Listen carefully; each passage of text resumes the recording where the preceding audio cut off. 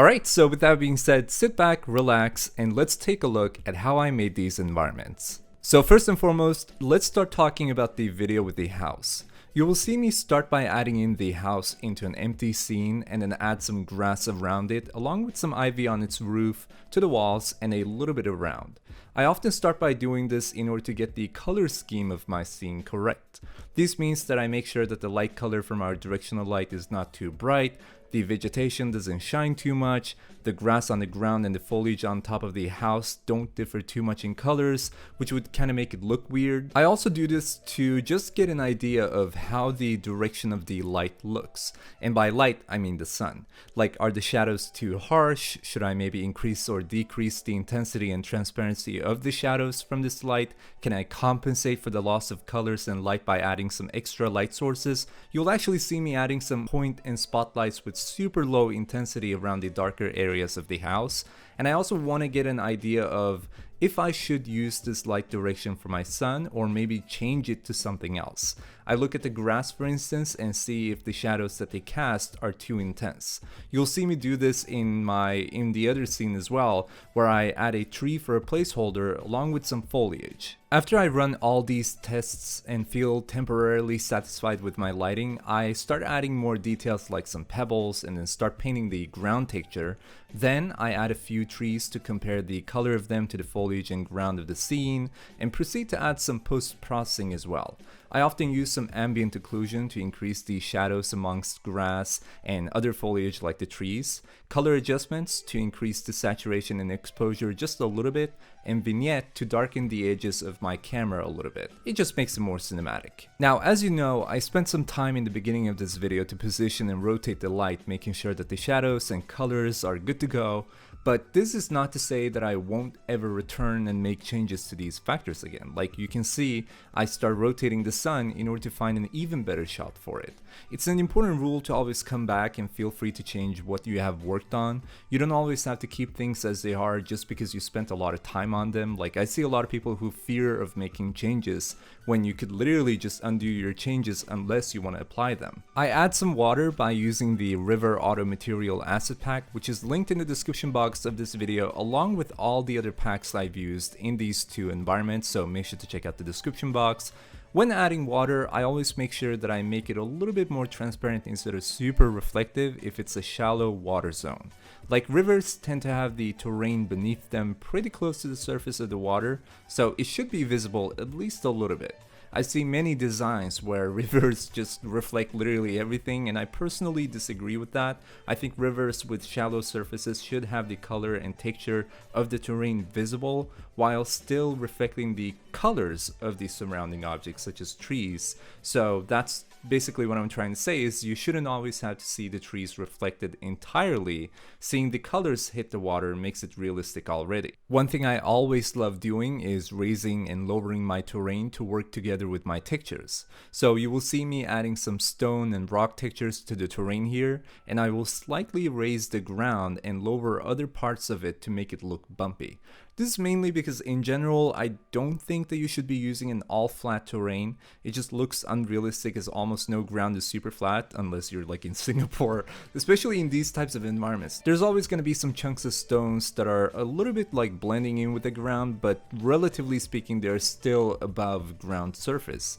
Then I complete the action by adding some actual 3D models of rocks, cliffs, and stones to fit in with the setup of the ground texture. Keep in mind that you don't always have to keep your objects in their original scale. Feel free to make them tiny if you think they look good as small rocks or even pebbles. I also like adding some grass in between rocks. Now you'll see me going over the overall vegetation again by adding in some flowers and new types of grass.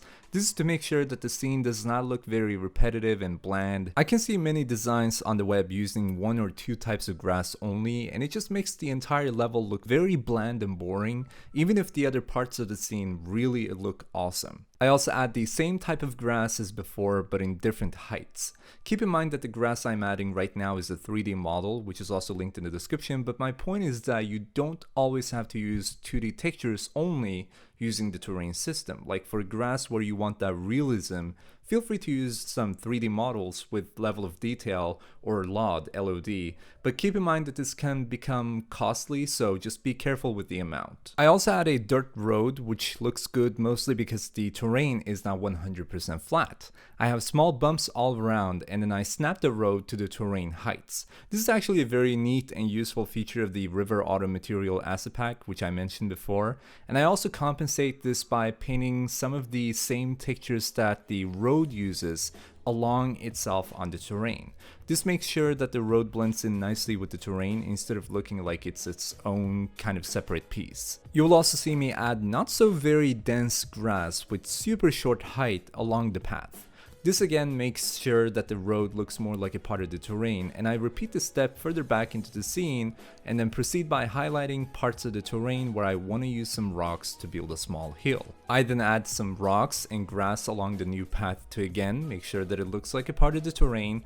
Then I add in my cliffs to go by level higher up on this hill.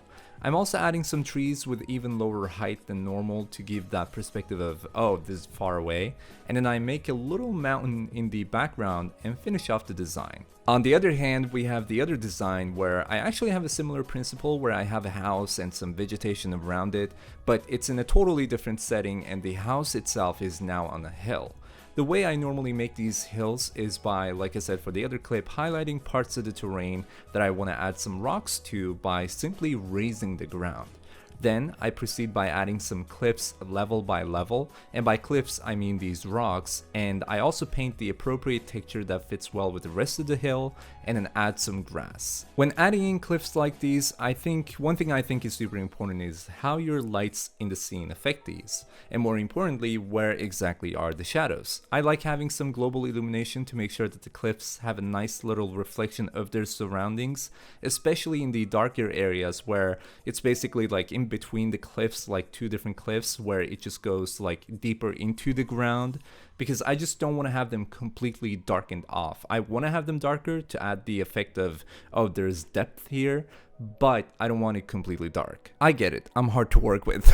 Here I also repeat the same step of adding a dirt path or a road and making sure that it feels like a part of this hill. In this scene, not only do I add blending ground textures, but I also add some new cliffs that are much closer to the ground. I do the same thing with the cliffs on the other side of the river. I add them level by level once again. And speaking of which, I actually want to explain this, meaning that I raise them a little higher up for each cliff I add in so that they don't look like somebody just added them in there. I want them to look like they've just always been there. That actually sounds very poetic. So that's pretty much how I built these environments. Now, I did already share some tips and tricks while going through these, but let's take a deeper look before we finish this video. And this is also going to act as almost like a repetition of what I just covered, but in an easier format so that you guys can keep up to touch with what we just covered. When making hills, one thing to keep in mind is that you don't always have to go with a smooth raised terrain for adding in your cliffs. You can have a smooth transition from the ground up to an immediate wall-like climb of cliffs. This is why the hill I made in the second design looks so good and realistic. When you add in some paths and roads, make sure you add some bumps to your terrain as well. Raise and lower parts of your path to ensure that it goes along with the rest of the hill or any other part of your terrain, depending on what kind of setup it is. Like, is this in a forest? Is this on a hill? Is this maybe like a mountain? Since this path is on a hill, obviously it will be a bit bumpy with some rocks and pebbles, grass along the path, and so on. By using LOD or LOD or level of detail, there are three ways of saying that, and changing the tree billboard settings in the terrain component, you can add a more dense number of trees into the background of your scene. So don't be scared of playing with these values and experimenting. They are easy to undo and reset if things just don't work out, right? But always make sure you save your progress as you go. Learn that the hard way, so I'm just gonna share that with you. Actually, this should be its own tip. Just save. Save your progress, don't lose it, save. Keep playing with the directional light in your scene. It will be the main caster of shadows. That sounds like a Game of Thrones title. And depending on its rotation, your entire scene can either look ugly or extremely beautiful. If you're making a fully playable level for your game, it's important then even to use the correct rotation format. Like no matter if you're using a static sun that won't ever rotate or move, or even if you're using a time of day system where the sun goes all around, I think you can still experiment and see which kind of rotation works the best for your scene. Play with the color temperature of your lights depending on the type of setup your scene uses. Like if you have some foggy weather, turn the lights a little more cold and make them more white.